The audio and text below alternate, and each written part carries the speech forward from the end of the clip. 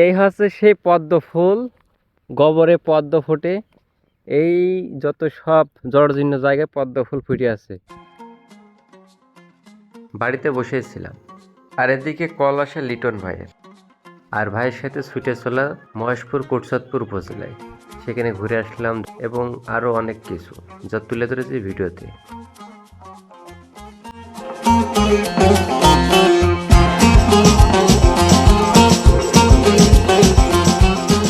আজকে আমরা যাচ্ছি পদ্ম ফুলের আহরণে। যদিও সেদিন এসেছিলাম কিন্তু ওইভাবে প্রিপারেশন নিয়ে নাই। আজকে আমার সাথে আছে লিটন ভাই। আমরা দুই ভাই এসেছি পদ্ম ফুল এবং এখানে খালিশপুরের মিষ্টি খাবো, আরও যে দর্শনীয় জায়গাগুলো আছে ওইগুলো দেখবো। ভাই আর কি বললো যে আসেন একসাথে ঘুরতে যাই। আর আমরা এই যে যাচ্ছি বাগান দিয়ে, আর এক দল আসছে ফুল তুলে। আমরা ফুল তুলবো না কিন্তু ফুল দেখবো। আর হচ্ছে বাগান, যদিও ফুল তোলাটা, ফুল তুলছে তা কিছু বলছেন আপনারা? হ্যাঁ, এই হচ্ছে মেন কথা যে সরকারি জায়গা তুলে যাচ্ছে। যাক, আচ্ছা ধান তুলবে না? এ ঝিনে দেখো,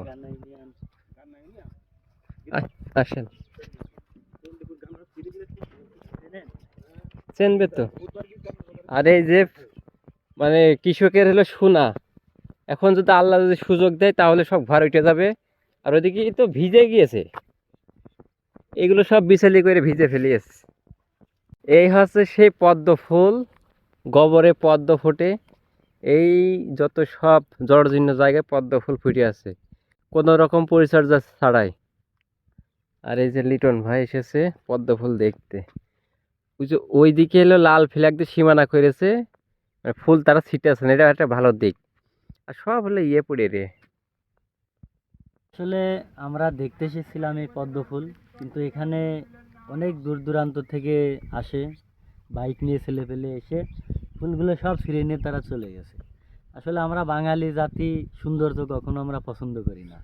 তো এখানে যেহেতু অনেক দূর দূরান্ত থেকে অনেকে দেখতে আসে, আর এই ফুলগুলো তারা এক একজন ব্যক্তির হাতেই দেখলাম 50 পিস ফুল এরকম তারা এসে এই ফুল উঠায় মানে ছিঁড়ে নিয়ে চলে যাচ্ছে।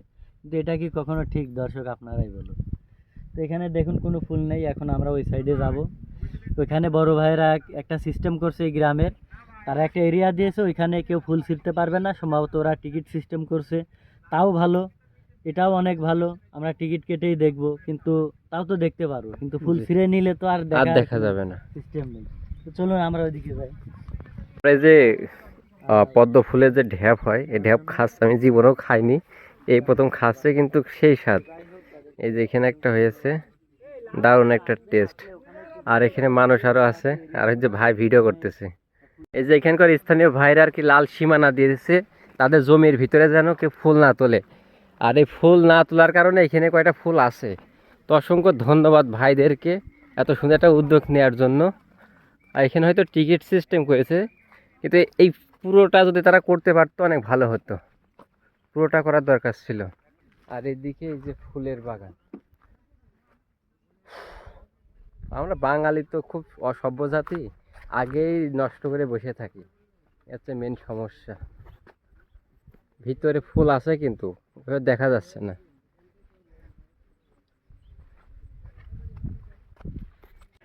আর দূর থেকে মানুষ এসে ফুলগুলো তুলে ফেলছে, কিন্তু এখানে স্থানীয় একটা ভাই আর কি নিজ উদ্যোগে ফুলগুলো ঠেকানোর ব্যবস্থা করতেছে। কারণ ফুল থাকলেই মানুষ আসবে, ফুল না থাকলে মানুষ আসবে না। এই যে ভাই, আপনার নামটা? মোহাম্মদ নাজের আলী। নাজের আলী। আপনি কেন ঠেকাচ্ছেন যদি একটু বলতেন?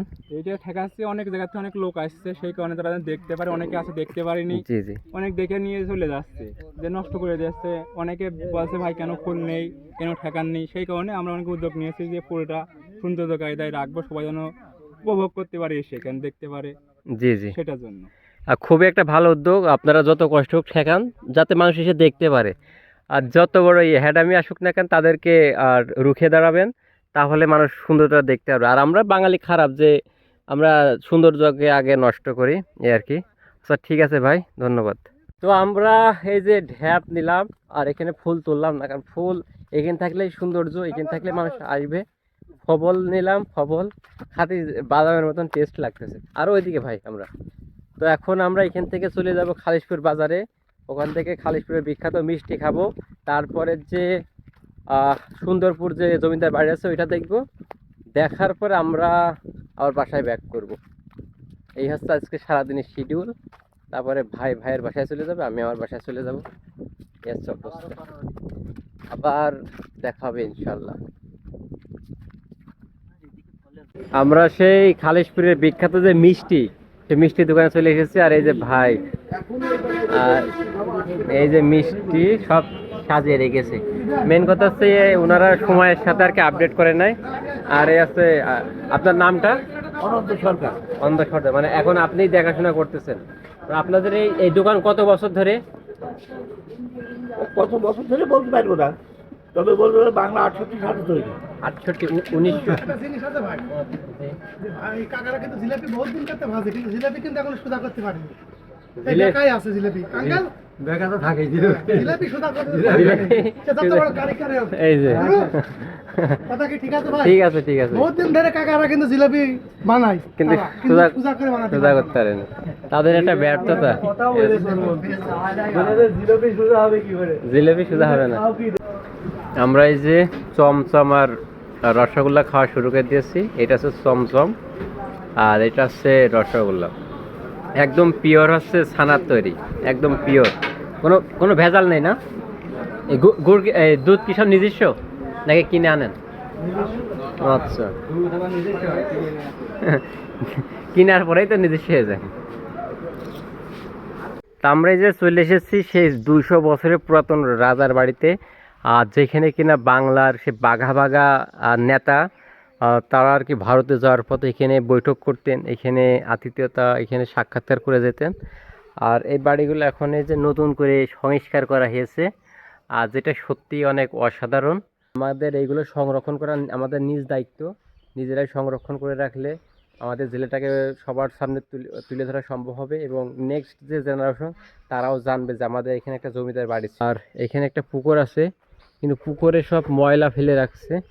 এদিকে একটা কুয়া আছে দেখতে পাচ্ছি, এই হচ্ছে অবস্থা। আর এই একটা পুরাতন বাড়ি, আর ভাই ওইদিকে আছে, আর এইদিকে আর একটা পুরাতন বাড়ি, কিন্তু এখানে আর কি মানুষ বসবাস করে।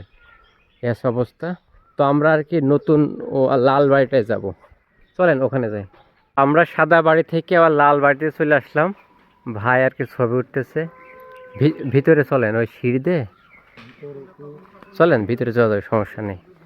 আমরা এখন ভিতরে যাচ্ছি। তো এর আগেও আমি এসেছি এখানে বান্ধবীদের সাথে, বন্ধুদের সাথে। তো পুরাতন ইট, আগে সে চুন সুরকিরে ভিডিও বাড়ি বানাতেন। আর এই হচ্ছে গেট, কিন্তু ছাগল পাগলের অবস্থা এখানে শেষ। সিলিং অনেক উঁচু। আর এই যে এই দিকেও বারান্দা আছে, আবার ওই দিকেও বারান্দা আছে, মাঝখানে এই। কিন্তু মেন কথা হচ্ছে ছাগল পাগল এসে জায়গাটা নষ্ট। আমরা ওই যে যত্ন বুঝি না। এই এলাকায় যারা আছে তাদেরকে অনেক ধন্যবাদ দিচ্ছি, কারণ এটা তো অনেক পুরাতন একটি ঐতিহ্য, আজ থেকে 200 বছরের আগে। তো এটা কিন্তু আরও ময়লা এবং নোংরা ছিল। তো এলাকার সবাই কিন্তু একত্রিতভাবে বা সরকারি কায়দায় এটি কিন্তু অনেক সুন্দর করে রং করা হয়েছে, পরিষ্কার পরিচ্ছন্নভাবে রাখা হয়েছে। তার জন্য সবাইকে অনেক অনেক ধন্যবাদ সকলকে। আমরা চাই যেন আরও অনেক দিন, যতদিন থাকি ততদিন সবাই একত্রিতভাবে এই জায়গাটি সংরক্ষণ করে রাখার জন্য। তো এইসব জায়গায় আসলে বোঝা যায় যে আগেরকার মানুষের কতটা দক্ষ ছিল। বর্তমান মানুষের তো এইসব ঘর তো বানানোর চিন্তাই তো করতে পারবে না।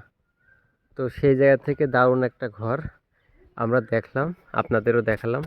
তো এই হচ্ছে অবস্থা। তো এখন আর কি আমরা চলে যাব। খালিশপুরের মিষ্টি খেলাম, জয়দার বাউট দেখলাম, এবং সর্বশেষ মিয়া বাড়িটা দেখালাম। আর যেটা সত্যি অসাধারণ, এই বাড়িগুলো আবার দেখাবো যখন আমি আমার জেলাটা এক্সপ্লোর করব। 64 জেলা ভ্রমণে 64 নম্বর জেলা আমার ঝিনাইদহ জেলা। তো মহেশপুরে যখন আসবো তখন এই বাড়িটা আবার আপনাদেরকে দেখাবো। তার আগেও দেখালাম, এর আগেও আমরা দেখেছি, এই আর কি। অসংখ্য ধন্যবাদ সবাইকে, সবাই আমার জন্য দোয়া করবেন। বাড়িতে বসেছিলাম আর কি, থাকতে আর কি ভিডিওটা করলাম।